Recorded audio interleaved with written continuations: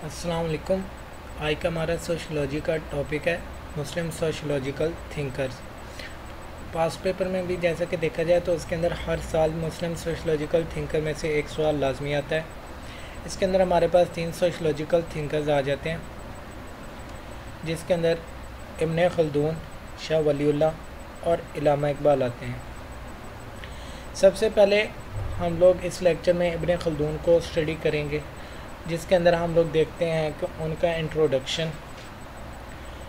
Introduction के बाद फिर हम देखेंगे कि हु वाज इब्न खल्दून, फिर देखेंगे Ibn Khaldun as a father of sociology, फिर इब्न खल्दून की मेथडोलॉजी जो उनकी फेमस बुक थी उसके अंदर उनका फेमस वर्क देखेंगे, फिर उसके बाद हम थ्योरीज़ ऑफ इब्न खल्दून देखेंगे। थ्योरीज़ ऑफ इब्न खल्दून में हमारे पास 3 थ्योरीज़ आ जाती हैं: थ्योरी ऑफ अल असाबिया, theory of rural and urban society and theory of social change. अल असाबिया एक सोशल सॉलिडेरिटी फोर्स है।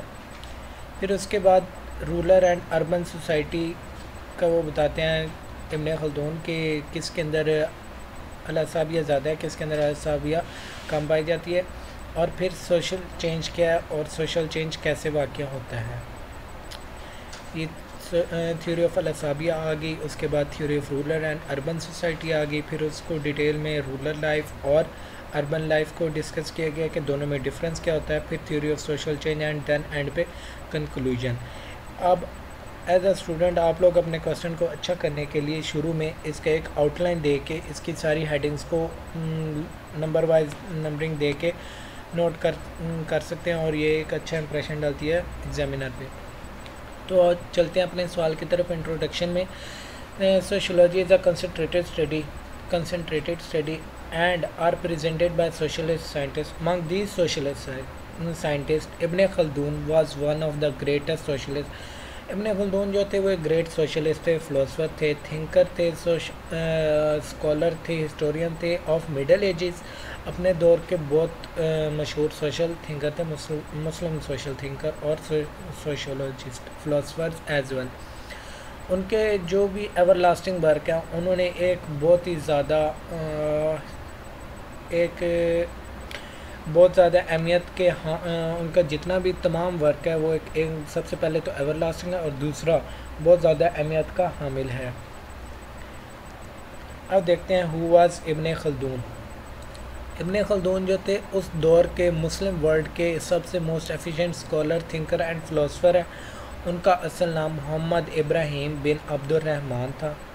ट्यूनिस में 27 मई 1332 में बोर्न हुए और उन्होंने होली कुरान याद किया, अहदीस याद की, होली कुरान को हिफ्ज़ किया, अहदीस हिफ्ज़ की, और उन फ़िक़्ह और अहदीस का अच्छा खासा नॉलेज रखते थे। फिर उसके बाद as a father of sociology हम इब्न खल्दून को देखते हैं। As we talk about the elementary work of Ibn Khaldun, themes of knowledge, Ibn Khaldun themes the knowledge sociology is incomplete without the Ibn Khaldun। Ibn Khaldun के बग़ैर sociology का knowledge जो है वो incomplete है। बेसिकली वो एक historian थे, जैसे कि हमने पीछे इसको डिस्कस किया। उन्होंने कल्चरल लाइफ के ऊपर भी स्टडी की। बार्बर ट्राइब था, उसकी कल्चरल लाइफ के ऊपर, उनकी हिस्ट्री के ऊपर उन्होंने काफ़ी ज़्यादा वर्क किया और स्टडी की, और जिसके बाद जो कि उनका वो जो वर्क था वो foundation of a new science था, और a new science was called इल्मुल इमरान as it became the foundation of sociology, जो कि लेटर सोशियोलॉजी की फाउंडेशन बना। अब देखते हैं मेथडोलॉजी। इब्न खल्दून की बहुत सी मशहूर किताब हैं, जिनमें से एक किताब मुकदमा बहुत ज़्यादा मशहूर है और अहमियत के हामिल है। उसके अंदर उन्होंने अपने बहुत से मेथड्स बताए हैं, different methods for the study of social sciences. उसके अंदर उन्होंने एक स्टेटमेंट दी है कि if there is a cause there is an event, if there is no cause there is no event, there is no third and fourth possibility. इसको आपने जब भी एग्जामिनेशन में नोट करना है या राइट डाउन करना है तो आपने इसको बोल्ड मार्कर से लिखना है या मार्कर से सिंपली लिख लें ताकि ये हाईलाइट हो जाए और प्रोमिनेंट हो। इसके अंदर ये कहते हैं कि कोई भी काम जो भी कोई काम होता है उसके पीछे कोई ना कोई वजूहात होती है। अगर कोई वजह नहीं होती तो कोई काम ही नहीं होता, और इसके अलावा कोई तीसरी चौथी पॉसिबिलिटी है ही नहीं। और ये उनके मेथड्स की एक्सपेरिमेंटेशन भी इसके थ्रू प्रूफ होती है। इसकी एग्जांपल हम यूँ ले सकते हैं कि अब एक बच्चे ने अगर आग के ऊपर हाथ रखा है तो उसको अब जो आग है उसने बच्चे को हाथ को बंद किया। अब यहाँ पे एक कॉज आ गया, अब कॉज हुआ है तो बच्चे ने हाथ पीछे खींचा है, यानी कि एक इवेंट हुआ है। अगर आग बच्चे के हाथ को ना जलाती तो बच्चा हाथ ही ना पीछे करता। If there is no cause there is no event. ठीक है। थ्योरीज ऑफ इब्न खल्दून, जैसे कि हमने पहले डिस्कस किया कि असाबिया जो है वो एक फोर्स है, सोशल सोलिडरिटी, और फिर रूरल अर्बन सोसाइटी की थ्योरी पेश की हुई है, theory of social change. Theory of असाबिया सोशल सोलिडरिटी, ये एक फोर्स, ऐसी फोर्स है जो कि लोगों को यूनाइट करती है इकट्ठे रहने के लिए। और इसके इन्वेंटर कौन है, किसने इस थ्योरी को ईजाद किया, ये इस फोर्स को फाउंड किया, वो इब्न खल्दून है। और वो कहते हैं कि लोगों का इकट्ठे मिलजुल के रहने की वजह जो है वो अल-असाबिया है, जो कि अब ये है कि लोग अपना काम खुद, सारे काम खुद नहीं सर अंजाम कर दे सकते, उनको किसी एक दूसरे तीसरे बंदे की ज़रूरत पड़ती है अपने तमाम काम सर अंजाम देने के लिए। तो यही वजह है कि अल-असाबिया की वजह से ही एक स्टेट मौजूद हुई है, creation that force lead to the creation of a state. और यही कि एक लोगों को इकट्ठा रहने के लिए एक मोटिव दे रही थी। उसके बाद वो कहते हैं कि लोगों के जब इमोशंस और उनकी सिचुएशन सेम होंगी तो वो इकट्ठे रहेंगे और अल-असाबिया उनके अंदर मौजूद होगी। फिर वो कहते हैं कि जितने भी हमारी रिलीजियस मूवमेंट्स वगैरह जो हर वो काम या हर वो मूवमेंट या हर वो जगह जहाँ पे लोग इकट्ठे हैं वहाँ पे अल-असाबिया पाई जाती है, अल-असाबिया वहाँ पे प्रेजेंट है, जो कि लोगों को इकट्ठे करके रख रही है।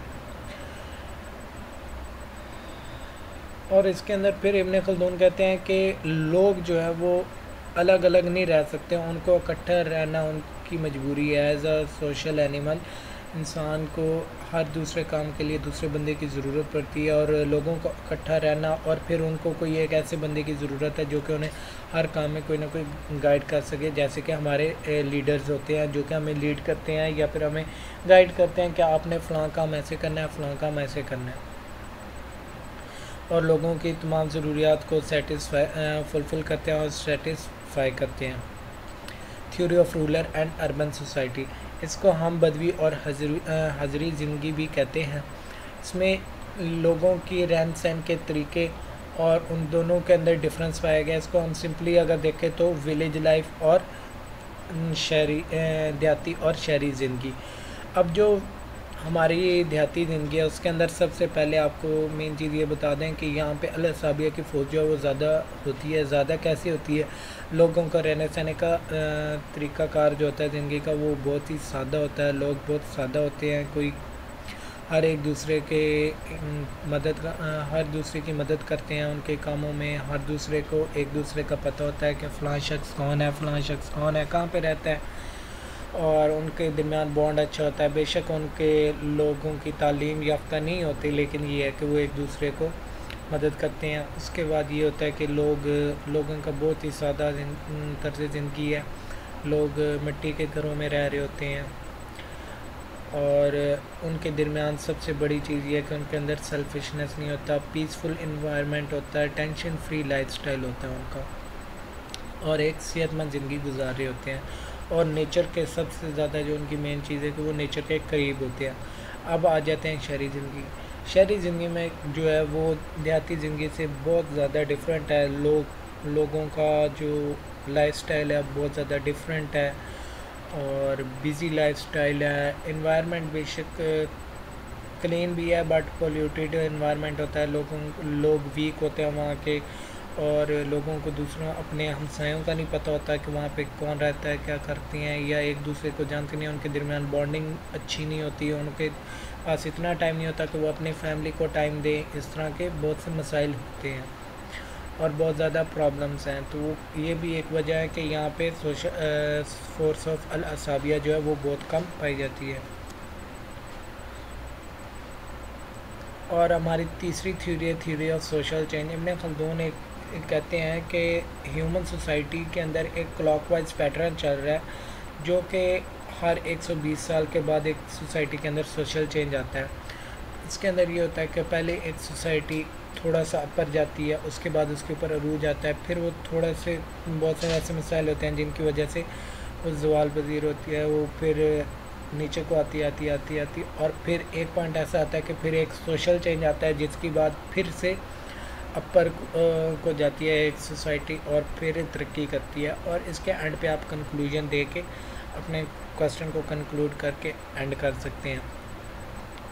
इसके अंदर टू द पॉइंट बात की गई है सारा।